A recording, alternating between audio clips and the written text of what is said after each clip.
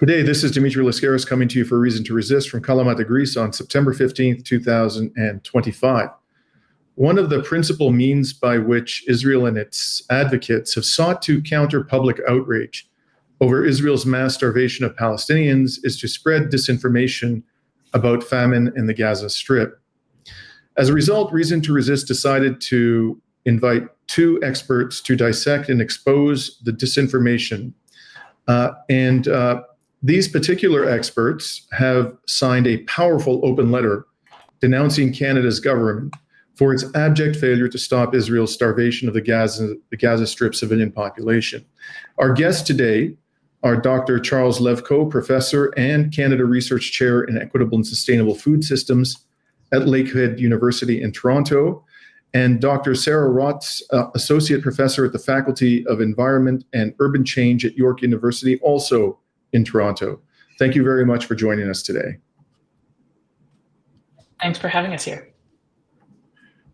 So last month, the Integrated Food Security Phase Classification, or IPC, issued a report in which it assessed that famine IPC Phase 5 is currently occurring in the Gaza Governorate and projected to expand to Dar al-Bala and Khan Yunis Governorates by the end of September.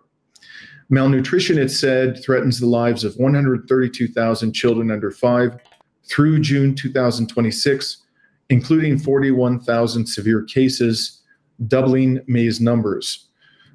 Dr. Rotz, could you please explain to us what IPC Phase 5 means? And could you talk to us as well about how conditions have evolved based on the evidence available to you in the Gaza Strip since the IPC issued its assessment several weeks ago?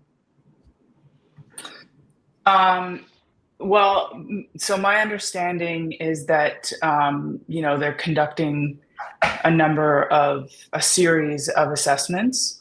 And so this most recent assessment is trying to understand, the shifts in starvation between the spring and now. So, what we've seen is, as you talked about, the levels of starvation recently. We know that, for instance, we know that 65,000 Palestinian people have been killed. But we also know that, I think it was last week, a Guardian article came out where one of the retired general had said, had confirmed that over 200,000 people have been injured or killed in Gaza. And so we know that also in terms of starvation, the numbers are, I think, at 422 right now. And I think it's around 150 children. But I think these numbers are often underestimates. So they're numbers that can be confirmed I think they can be confirmed, but also there's far more destruction than what we can confirm. And so the numbers that are being used in many of these reports, I would say, are quite conservative numbers. And so the level of destruction in terms of famine and malnutrition are caused by conditions of, incredible persistent shortages of basic food, not only the ability to receive food aid, which I think has been really clear over the past 2 years now, that there's incredible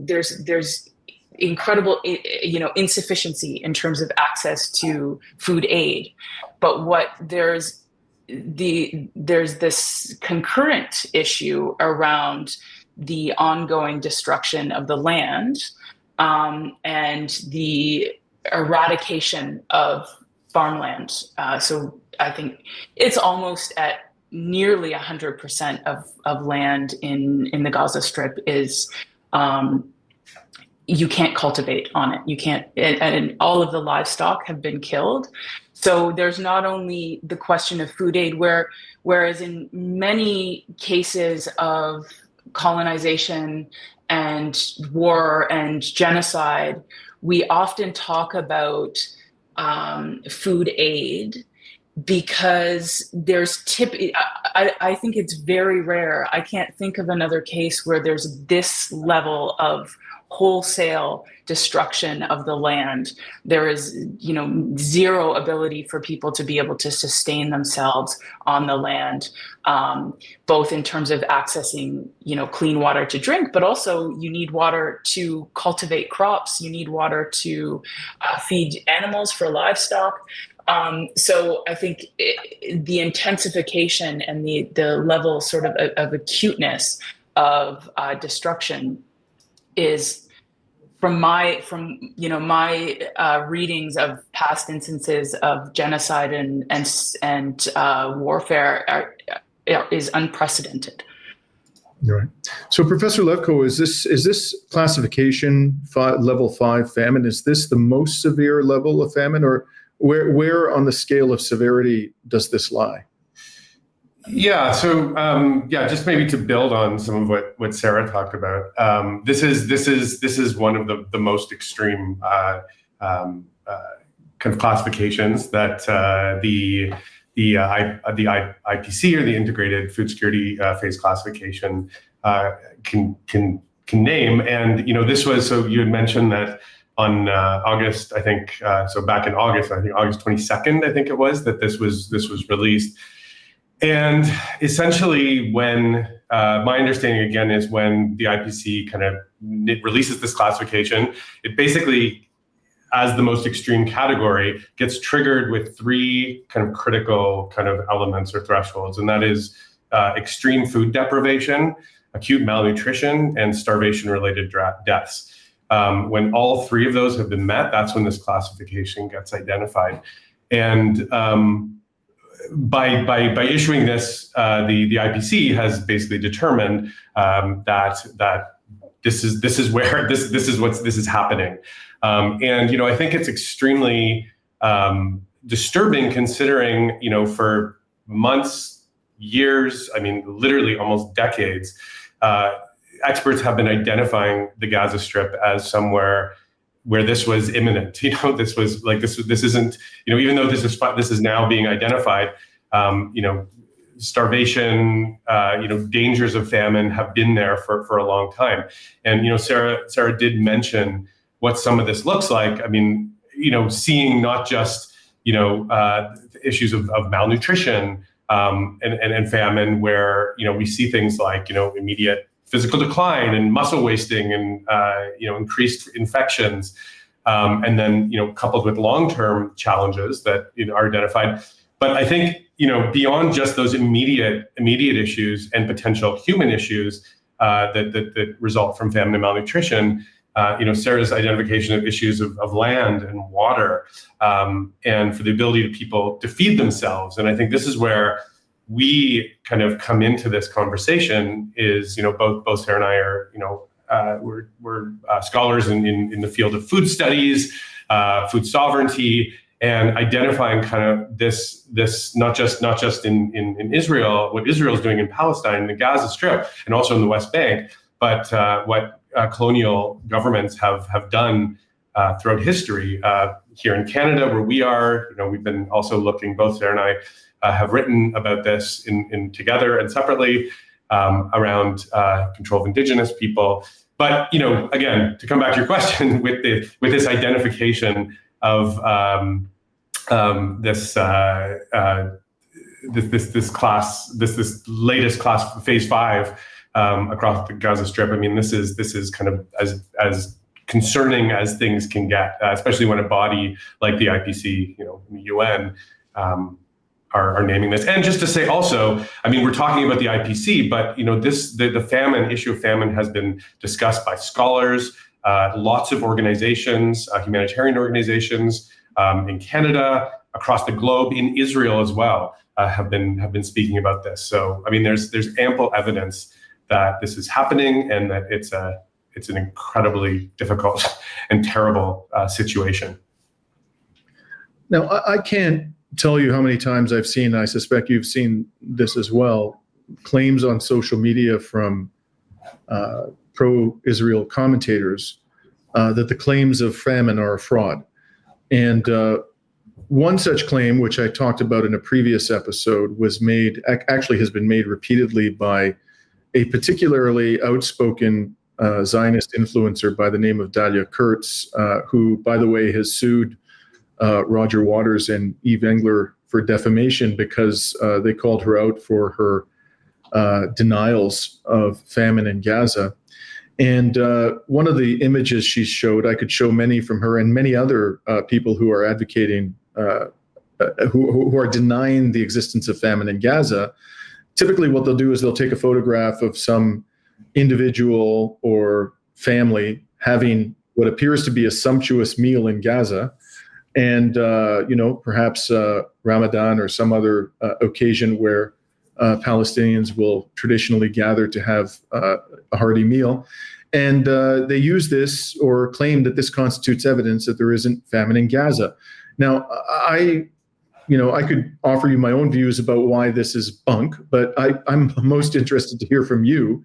How do you respond to these claims from people in the Twitter sphere and social media who are denying famine in Gaza? When they identify particular instances of what they say are, particular Palestinians having a sumptuous meal. How do you respond to that in terms of, their denial of famine? And maybe I can invite you, Professor Levkoe, to begin. Sure. I mean, it's in terms of getting into social media debates. To me, I don't even think that's worth our time at this point. I mean, again, the denial of what is happening on the ground is. I don't even know if I have words for it. It's like, I mean, if we talk to not just, again, Palestinians themselves who are actively speaking out about this. I mean, we talk about this as one of the most live streamed genocides in history. We're seeing pictures, we're seeing, kind of regular accounts of Palestinian people and what they're facing. We've already talked a bit about the starvation, the malnutrition. We have stories about, kids, children, families literally eating pet food or dirt to try to just satiate themselves. I mean, these are real stories that we hear on a regular basis. And then, it's not, I mean, even if we could say, those who say that, it's AI, it's not real, I mean, there are countless legitimate media reports that are happening on a regular basis. And they're reporting on this stuff. So we're seeing that by media, even though Israel has actively tried to silence those media, like by kicking, for example, Al Jazeera out, which had the most journalists on the ground, or targeting journalists and killing journalists who are speaking out and reporting the facts on the ground. We also see nonprofit organizations all over the place, and very legitimate ones like Amnesty International. And Israeli organizations, B'Tselem, which is a longtime Israeli human rights organization, Physicians for Human Rights in Israel, Doctors Without Borders, Médecins Sans Frontières, as well. And, I mean, again, the list goes on of organizations who are there, who are seeing this stuff on a daily basis. So again, I think going back to even what we were talking about before and what Sarah kind of brought up, this idea that this, using food as a weapon of war, has been a regular tool in the kind of toolbox of colonial governments, colonial states. And to deny that, I think whether, to deny that or to ignore it is, I mean, not just shameful, but it's abhorrent in terms of, actually for when people are, people sitting in a country, in the US, in Canada, in countries where they do have access to food, where they do have access to medical resources, and to look over and say, oh, it's not true.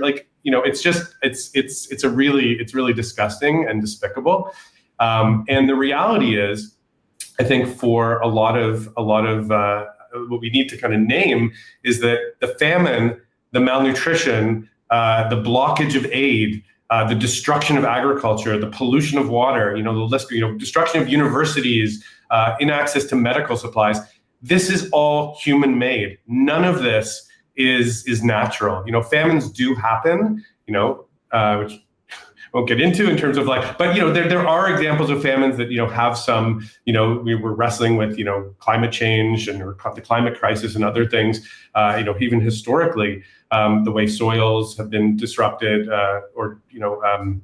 by different agricultural practices, unsustainable agricultural practices. But this is not that. This is a country, Israel is actively blockading the entry of aid, actively destroying infrastructure, actively, destroying land where people can get food. And I think these are the kinds of realities that people are facing in Palestine. And to deny that is I'm not even sure that it requires our attention at this point, because, and one thing, I'll probably repeat this again, but I'll just say that I think, we can debate politically, should there be two states? Should there be one state? Should Israel control that? Those are all important political debates to have. But when we get to what's happening right now, this is a humanitarian crisis that is, to me, is not a political issue. There are people who are starving. There's a famine.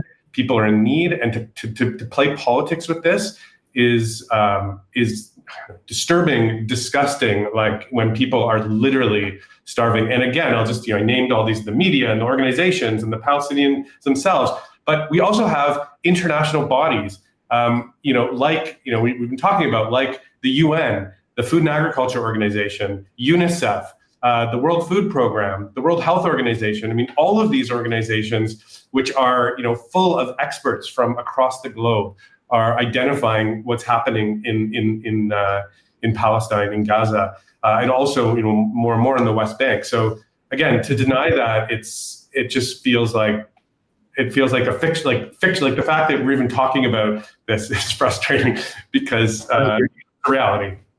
Yeah. I think just one thing. Sorry. So I was actually going to ask my next question to you, Dr. Rotz. And by the way, it's distasteful to even have to ask you this question, but I see this kind of commentary so often on social media, where I'm probably more active than is good for my health. And people who seem to be sort of in two minds about, what to believe and what not to believe. I get the sense that sometimes they're influenced by this kind of commentary. And so that's why I raised the question with you. And Dr. Rotz, I would imagine that, food, the very, very limited supplies of food in Gaza are not distributed equitably. So you could imagine a situation where a handful of people actually do have access to sufficient food and are, for example, in a position to celebrate Ramadan with a family meal, but that a great many other people aren't. Is it fair to say that the food in the Gaza Strip, we're talking about a population before October 7th in excess of 2 million people, is not being distributed equitably? So you could perhaps find people who do have sufficient food to feed their families, but a great many who don't? Is that likely to be the reality in the Gaza Strip? Well, I think I want to just take a step back, and because I think it's not necessarily about the facts on the ground, because I think the facts on the ground are very clear. Charles just really named them. But I want to just go back to this question around the sort of bigger picture context of the utility of this kind of work for colonial domination. This isn't new. This kind of disinformation, it certainly is taking new forms, especially with social media and the development of sort of alternative news sites and things like that. There's all sorts of new formations, but the use of false claims and disinformation campaigns are not new, right? And I think that they are incredibly useful. They're one of several, important narrative kind of campaigns that colonial regimes take on, not only falsely claiming victimhood or crisis on the part of the colonizer, but then also blaming Palestinians, for attacks or things like that. And so we're seeing, not only disinformation, but like I said, the exploitation of victimhood, the use of legit historical trauma. But, the origin story of that trauma, as we know, is far, far different than the story that Israel has discussed, has argued it to be. And I'm not a scholar of Jewish history, so I'm not going to get into that. But there's very, very, significant scholarship that has done an excellent job of explaining the ways in which European and American anti-Semitism was actually at the root of that. So, and then we get at dehumanization and demonization, right? Across settler colonial contexts, not just in Israel, there is a long-standing narrative and application of dehumanization of the other as a means to, maintain incredibly violent behaviors and systems of oppression. This idea of Palestinians as subhuman. The governments have actually, human animals, right? So the defense minister had actually used that term, savages. These are all terms and applications that have been used in the settler colonial context in Canada, in the US, and so in Australia. And so these kinds of tactics are actually not new, but we're seeing them, also the framing of the conflict as being one of self-defense, right? In fact, that's often been used as well in the Canadian context, where, incredibly well-resourced governments and militaries, take up that language and take up that argument to inflict a great deal of harm and violence on people that are largely unarmed. And so we've seen this in many, many instances in Canada, but also the use of the narrative around, there's a couple of people who are eating quite well, therefore all of these other instances of starvation are therefore false. That was also used historically in Canada. In fact, there's instances of colonial governments in Canada talking about whether it be in residential schools or whether it be within communities that live on reserves. I'm not going to get into the details of unless you want me to, of settler colonialism in Canada. But often bureaucrats and government staff would make similar claims. So they might see one person who maybe even got a good hunt, or some, people who were actually sharing food within their community, and they would say, see, they're doing fine. We can actually reduce or eliminate rations for these communities. And in fact, that, as you say, was just one example of a community trying to take care of themselves and each other. It did not mean that they were doing well. In many cases, they were doing really poorly, and they had their land taken away, had their ability to acquire food taken away. And so I think this is a similar tactic that's getting used, and it's not representative of the lived realities of what's happening on the ground. Mm-hmm. Can I jump in here? Please. I just want to I want to just name this term I used before, and I think it's kind of, for me, it's, as Sarah speaks, it's kind of the concept that I think Sarah and I are working with here, which is this idea of food sovereignty, right? And I want to name food sovereignty because unlike what is described as food security, which is this idea that, people should have access to sufficient amounts of food and the food they need, and that's what we want to work towards. which is important, of course. But food sovereignty takes this a step further because it really focuses on this idea of control and power and decision making. And at its core, I think this is part of what also Palestinians are speaking about right now.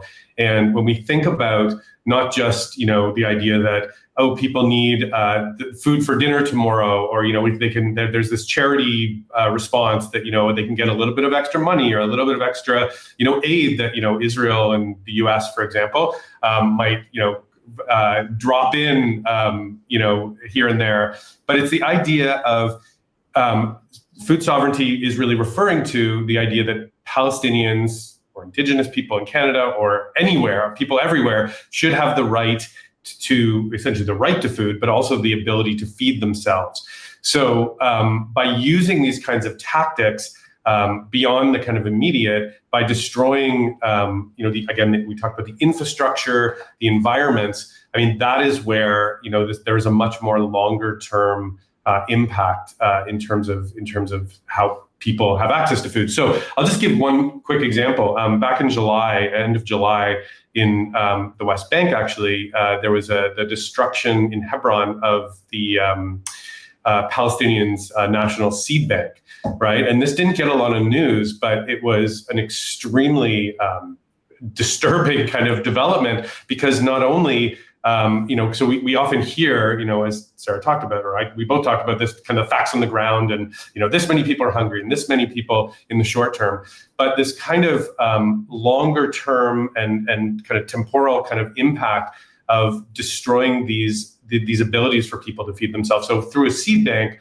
where Palestinians are actually keeping their seeds, so things like definitely strains of tomatoes and cucumbers and eggplant, zucchini from local places. So these are seeds that have been fostered for the proper climate, for the soil types, for the cultures of people in Palestine. But when you destroy those, like a seed bank, this has much more of a kind of long-term kind of temporal violence that actually can impacts people's ability to survive, to feed themselves, to practice their cultures.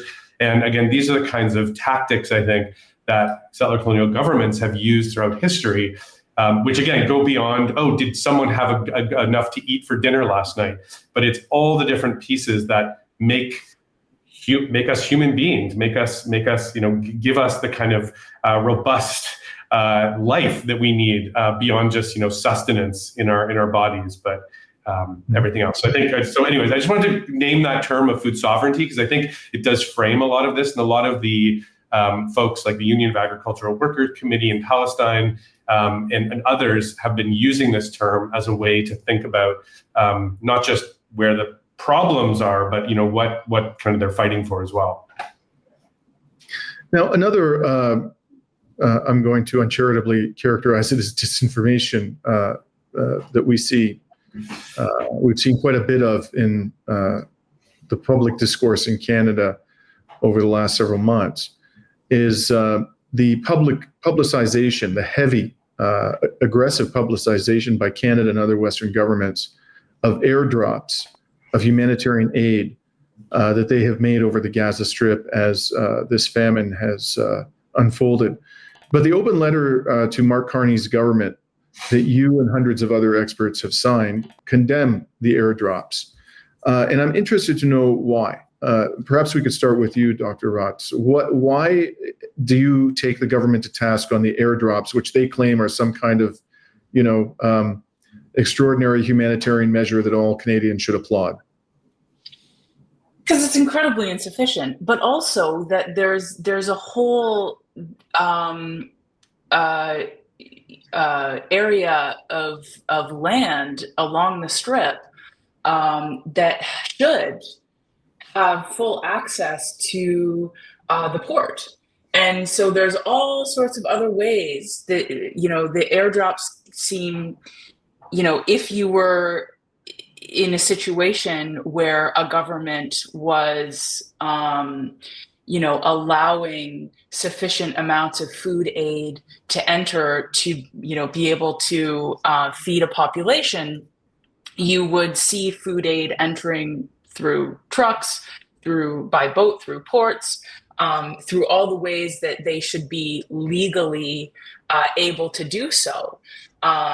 Like I said, there's large areas of that coast that should reasonably and legally be open to food aid. There's no reason, legally speaking, why they need to resort to dropping aid from planes. I mean, there's all sorts of really important reasons in terms of safety as well. Several people have been hurt and killed because of the dropping of food aid. But I think the bigger picture question is, why can't we distribute food aid effectively and sufficiently through all the other means that should reasonably be available? Like, why is it that you're accepting that we should resort to something that is, economically, ecologically ineffective, essentially, and in terms of being able to drop sufficient amounts, ineffective? Because my understanding, again, I'm not an expert on the distribution of food aid, but my understanding is that there's a very robust infrastructure that operates around more traditional forms of food aid, right? When you bring it in through a truck or through a boat, there's folks who are able to get off, who are able to distribute it along with other kinds of supplies effectively and fairly to people. You don't have, there is a whole infrastructure of care and support that comes along with food aid and its distribution that is not being had when you drop food and supplies out of a plane, alongside all of the safety issues. And of course, we also know that the what is it called, the Gaza Humanitarian Foundation food sites, right? We've seen the consequences of when Israel has. We've established an Israeli-led food aid sites. There's incredible destruction, targeting of Palestinians, and literally using food and food sites as a means to kill people.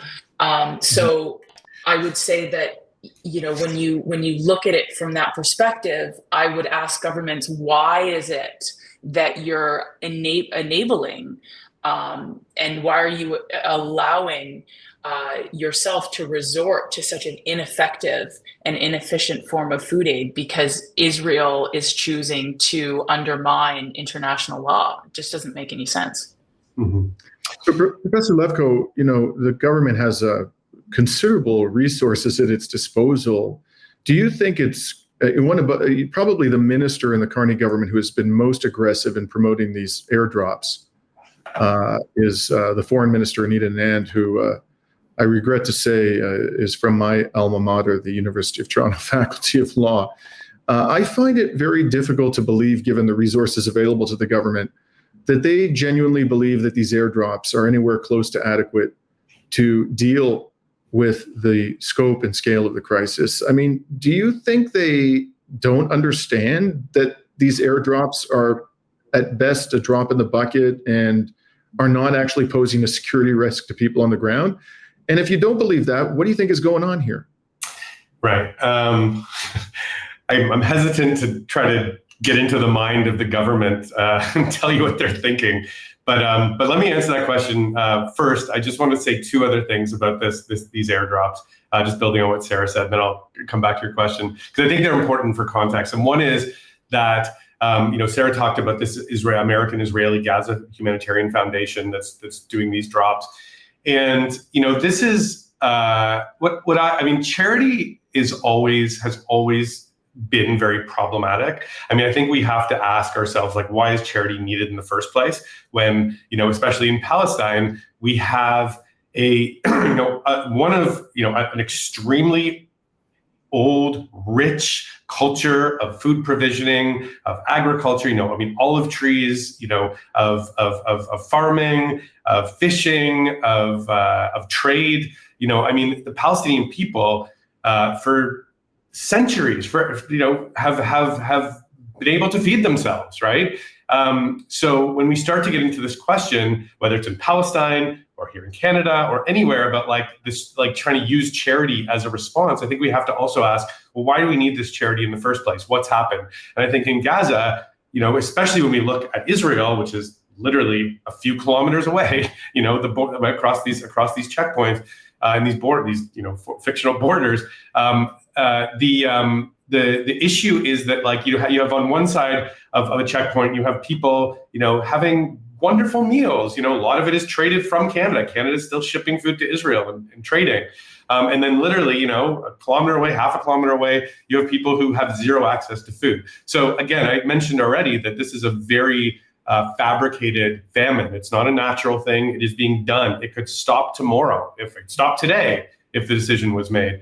So I think that's an important piece about just, why do we need this charity in the first place? I think the second thing, and Sarah talked about this, that this American-Israeli Gaza Humanitarian Foundation, which was formed by the Americans and the Israelis, also it's not just a nice thing they got together and did, but it came after essentially the blockades that have stopped, as Sarah talked about, aid coming in other ways.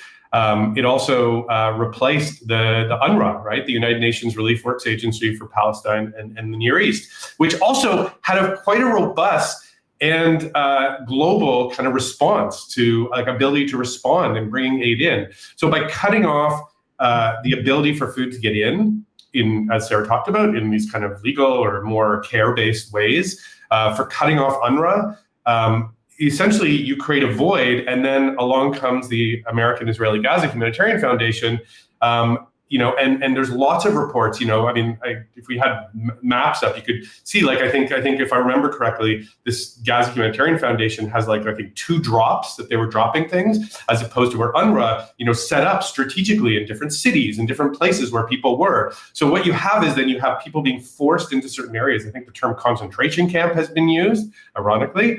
And then not only is, as Sarah talked about, aid from planes falling in the ocean or in the sea, falling on people's heads, falling and getting destroyed. So it's incredibly wasteful. But again, this idea of people being targeted and killed, there's lots of reports. Israeli soldiers have there's been whistleblowers who have talked about this, of using these aid sites to kill people. So it's just all of this is just an extension of this terrible food situation happening. So to come back to your question, sorry, Dimitri, you asked about Anand and what are they thinking? And to be completely honest, this is where we started this conversation. There's ample evidence on the ground. This isn't, it's not like we're trying to sort through all this mixed messaging. There's between media, human rights organizations, and aid organizations, accounts from people on the ground. And also accounts from Israeli organizations and lots of Israeli journalists. It's very clear what's going on. So I don't know what the Canadian government is thinking. I think where it gets really problematic, aside from an ethical problem, is the 1948 Genocide Convention obligates states to actively prevent and condemn genocide and ensure they are never complicit in these crimes. And which means the Canadian government has an obligation to actively prevent and condemn genocide, and actually halt Israel's intentional denial of food and water to Gaza as a crime against humanity, a violation of human rights, and a breach of humanitarian law.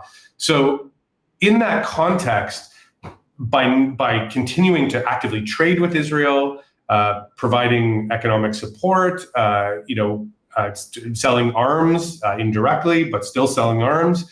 Canada is actively aiding and abetting a genocide, and I think that is something that I think we as Canadians, at least, and people all over the world whose governments are in similar situations, have an obligation to speak out against and to name and call out our governments. And that's kind of this letter we were talking about, that sparked all this. That's part of why we wrote the letter. Is we as food scholars, as food workers, as agricultural scholars, health workers are very concerned, not just ethically and morally about what's happening in Palestine, but legally as well, and saying, our government has an obligation to do something, and by not doing that, puts us, our country, our governments in a very difficult legal position in the future.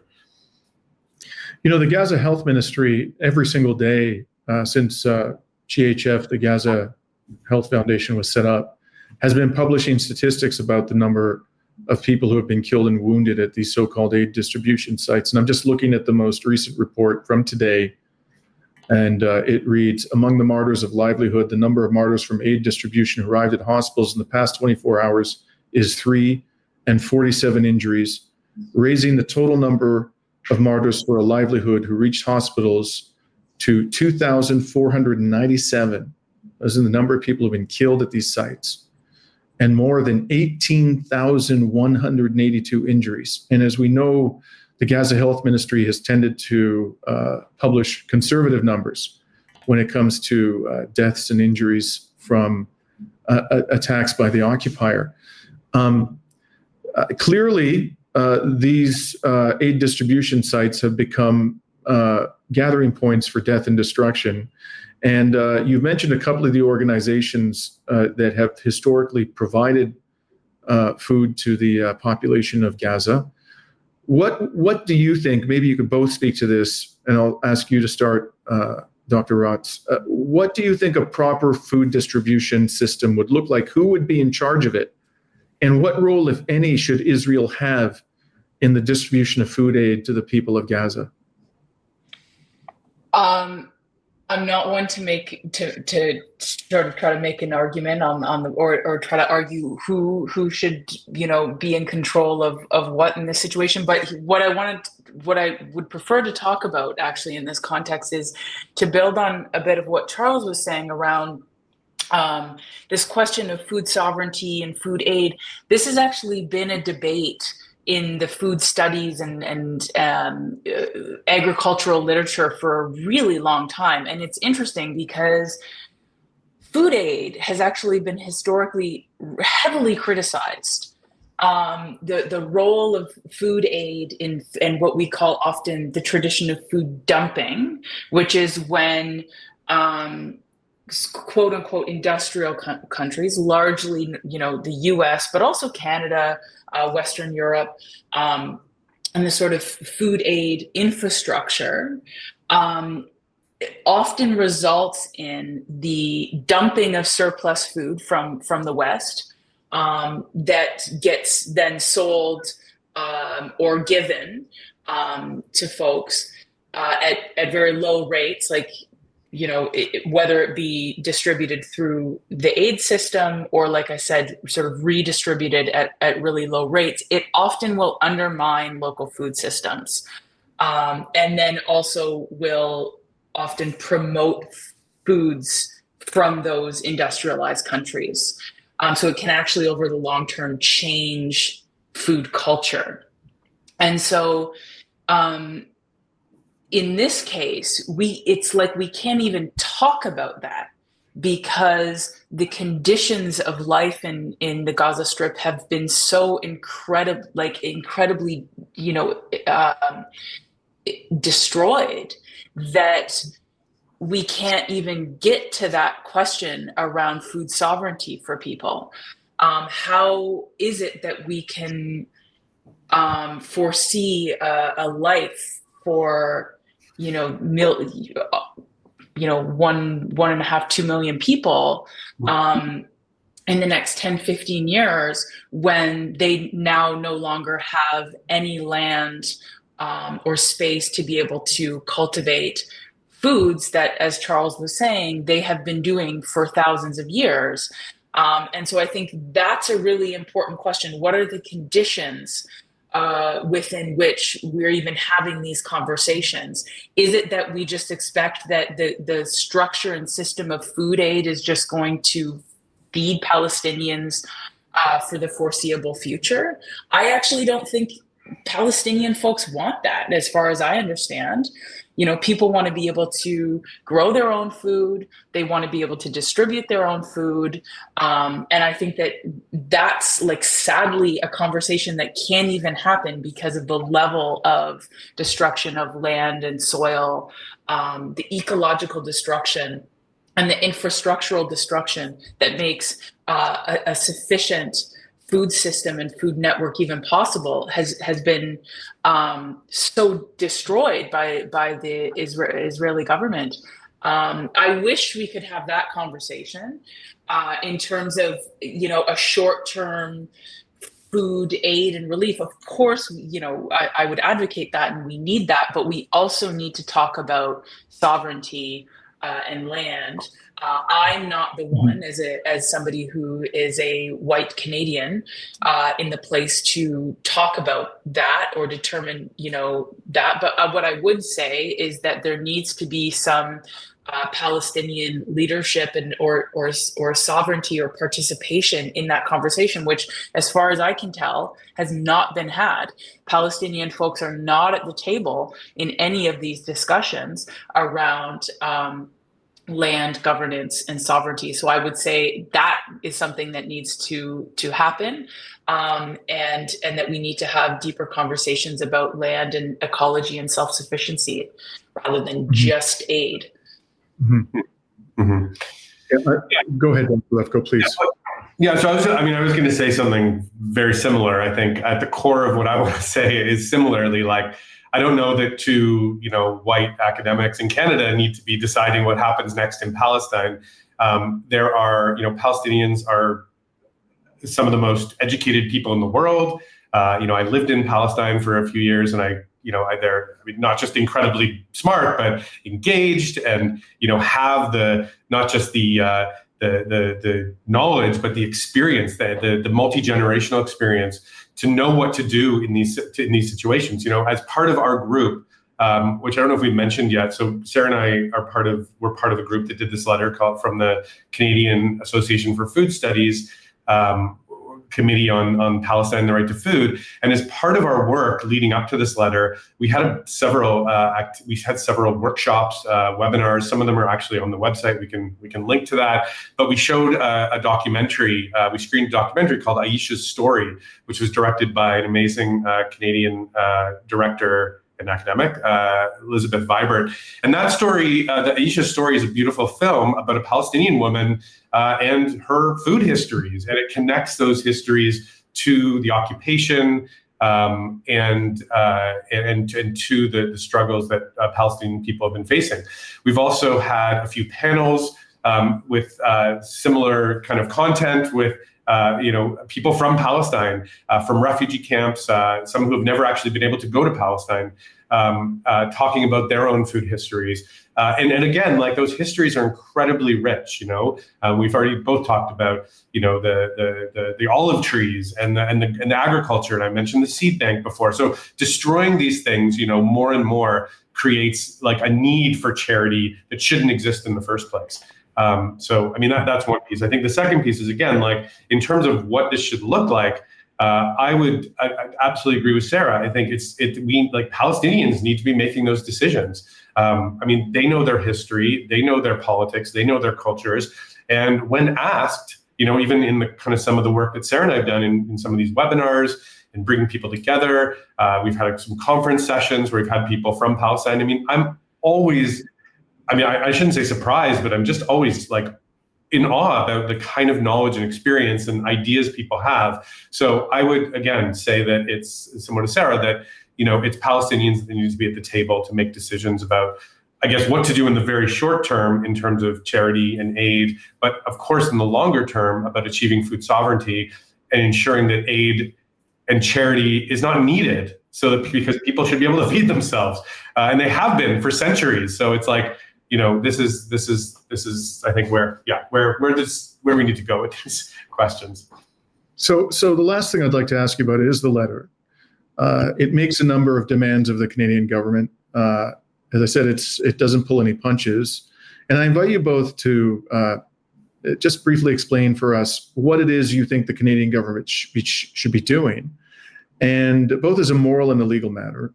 And also, what prompted you, as experts in this field, to sign that letter? And to the extent your decision was motivated by your own personal background, please, by all means, share with us, that information as well. And maybe we can start with you, Dr. Rotz. What is it that the Canadian government, in your view, needs to do? Why did you sign this letter? I mean, signing the letter was the least I could do. Charles and I originally had conversations several weeks ago now, actually probably a month and a half ago, I guess it was, Charles, about what more we can do or how we can bring scholars in this field, practitioners in this field together to make a larger call, a collective call to our government.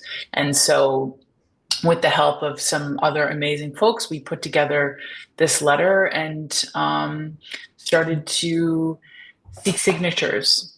And so, yeah, like I said, I mean, it's really the least that we can do. I think Charles and I have consistently had conversations about how, what else can we do? And it's really difficult. I would just say personally, like I'm constantly feeling that, and within that internal tension of what more should we be doing, and why, that sort of cognitive dissonance of just living and watching and witnessing a genocide happening, and watching people suffer to such an immense degree.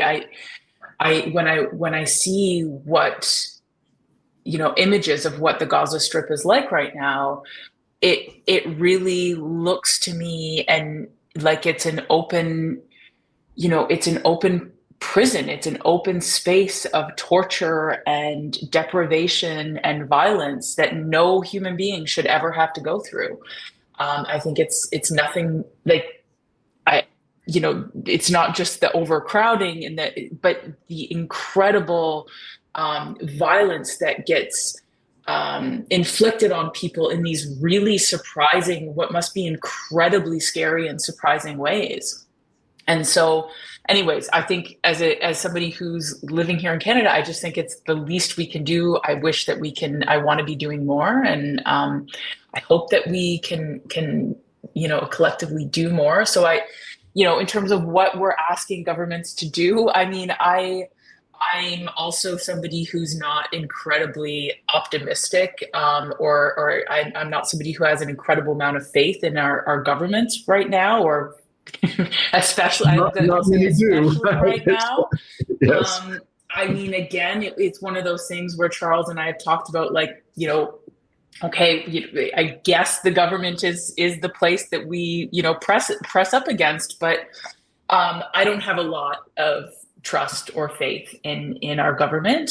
But, yes, I think that we want to see an immediate enactment of any kind of economic, political measures that the government can apply and use to call, to end any support for the Israeli government and military forces. So and ultimately call for much more firmly and clearly for an end to the occupation. And I'll say, in the Canadian context, Carney, has been incredibly wishy-washy about this, where, he said, okay, we'll recognize the Palestinian state, but it's entirely up to Palestine and to the Palestinian people, while they're being bombarded and murdered, to come up, to prove themselves, essentially. And I think that's actually the words that he's used, to prove themselves that they can live up to, quote unquote, Western democratic standards. And the sort of hypocrisy and the irony of that, if we're looking at the way in which many Western countries are operating right now, would be funny if it wasn't so incredibly sad. So, Yeah, I mean, I think we're pressing on our government to act and to act far more strongly. But I also want to note that, this government doesn't represent me, and I think it doesn't represent a lot of people of conscience. Mm-hmm. Professor Levkoe, your thoughts? Yeah, I want to say something that, but maybe I'll just say first off, I very much agree with Sarah, and I'm going to just maybe twist that agreement a little bit. And the twist is that I think as much as, I also am not overly optimistic or feel that the Canadian government is, has done the right thing or will do the right thing. I do think, going back, and also going back to what I was saying, I think what Sarah and I are both saying about, it's up to the Palestinian people to they need to be at the table. They need to, be making decisions, not, people, not the US, not Israel, not, Canadian governments. But I think that also means, and, because this really is a truly global conflict. I mean, it very much focused on Palestine and Israel, but, historically, there's all kinds of big powers that have a say and want to have a say in that place. And, Canada is not irrelevant on the international field and, global geopolitics. So I do think that, part of our obligation as Canadians or people living in Canada is to push our government, to pressure our government. And, as I've said a few times already, Israel has been accused of war crimes, specifically of using, in this case, we're talking about starvation as a weapon of war. But almost a year ago now, the International Criminal Court issued arrest warrants for Benjamin Netanyahu and the former defense minister, Defense Minister Yoav Gallant, due to, I think, reasonable grounds that again, this idea of the war crime of starvation as a method of warfare. So, I think we as an international player in Canada need to be speaking out about that. We need to push our governments to speak out about that. And I mean, this is part of why we decided to write the letter to Prime Minister Carney and Foreign Affairs Minister Anand to make that clear. And, Sarah talked a bit about the letter, but, I'll just say also, we had over 650 food, nutrition, agricultural scholars, students, workers, practitioners, health workers sign the letter. We put the letter out and, we got that amount of signatures extremely quickly, which I think we were a bit surprised at. And actually, we've left it open. There's now well over 700. Even though we're not promoting it anymore, people are still going to sign it. And that's not just individuals, but it's some organizations as well.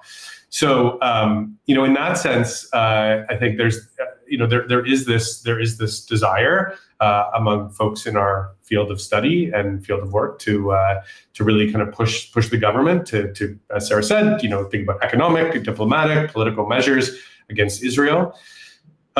So I think we do have an obligation to be pushing our governments. And I'll just say, maybe I'll just kind of finish by just saying, I think we need to be doing that not just in our professional scholarly places, but also in our personal lives and the different groups and organizations we're part of.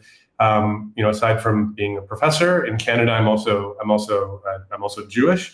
I've been very active with several organizations right after the violence really picked up. There was a group, Jews Against Genocide, that I was actively part of. Independent Jewish Voices here in Canada is another group of Jews of conscience who have been actively not just calling for a ceasefire, but calling out Israel on its genocide. And also, these are not, there's many other Jewish organizations and groups that are kind of coming together right now. And these are not groups that are only concerned about this moment. These are groups like Independent Jewish Voices that have been around for a very long time. And we've been talking about these issues, well before things kind of picked up on October 7th. We're of course very concerned about, some our Jewish friends and relatives in Israel, the hostages that are still in captive. But none of that is separate from, the genocide that is taking place, and none of that justifies or legitimizes any of it. And I think we're also, I'll just say, really concerned about this hesitation people have to speak out because they're being labeled as anti-Semites, which is absurd. It's like saying, if you criticize the Canadian government, then you're, like an anti-white or anti-Canadian or anti-whatever. That is our job. That is our role as scholars, as people of conscience, to call out governments when they're doing something wrong. And calling out the Israeli government on its genocide is something we all have an obligation to do. And that is absolutely not anti-Semitic. We don't have time to get into this right now, but this is an absolute fabrication of what anti-Semitism is. And I think it's actually doing a disservice to the Jewish community to be calling it anti-Semitism, especially looking at what the U.S. is doing, labeling every university that they don't like an anti-Semite. There's a government with some of the most anti-Semitic sentiments, according to very legitimate organizations that track this. So I just think we are now in a situation where we all need to be speaking out about this. I'll just quick anecdote. When we put the letter out for signature, we did get a few emails from people saying, I absolutely agree, but I can't put my name on this. I don't have tenure in a university. My employer, if they see it, they might be upset about it, might have implications. We also had organizations who said, we cannot sign this as an organization because it's, the funders may lash out, but we're going to get every one of our staff to sign. And I think those things are very telling, right? And it goes back to this idea of people being afraid to be called an anti-Semite for speaking out about a genocide of all things that are have been documented. And we've talked about the documentation, a famine, that is actively being perpetrated by the Israeli government right now and supported by other governments around the globe. So all this to say is, again, I think I said this at the beginning, and I'll just maybe end with this, that I think, we can debate about the future of Israel and Palestine, one state, two states, no states. These are the political debates that make us are exciting and interesting and have real impact. And we need different opinions on these things. But when it comes down to a genocide and a humanitarian crisis, crimes against humanity, violations of human rights, these are not political debates, in my opinion. These are things that we all need to be speaking out against. And every government, especially in our case, the Canadian government, needs to be naming these things and needs to be reacting to it and ensuring that we are responding and we're not implicated in this. Not just not implicated, but not where we should be actively acting out against it and speaking out against it. Yeah, just to echo something that you said, I'm a lawyer, and since this genocide began, I've lost count of the number of young lawyers who've come to me and said that they want to speak out, but they can't. And they're deeply troubled by it because they feel that they'll be punished. And a great many of them, by the way, came from Bay Street, which has been shamefully silent about this genocide. I do have one follow-up question for you. It's a very quick question. I think I know the answer. Your letter was published, I understand, on September 4th. Have you had any kind of response from the government since then? It's been 11 days. So let me just tell you, we printed off the letter. We couriered it directly to the offices of the Prime Minister and to Minister Anand. We emailed it, so they have it. There's no question they have it. Someone signed for it. I have documentation that it was signed for. Obviously somebody got the email, but no, we have. We haven't, as far as I know, we haven't heard a word back from it. No response. We've been doing some media, but we haven't really seen any response by the government yet about this. Well, we'll make sure to tag Foreign Minister Anita Anand when we publish your interview on social media. Maybe, I'm not putting out a lot of hope in this, but maybe that'll elicit some kind of a response. I can't thank you enough for taking the time to speak with us and for being wonderful people of conscience. It's been a pleasure speaking with you. Thank you. Thanks. And we're signing off today from Kalamata, Greece, and Toronto, Canada on September 15th, 2025.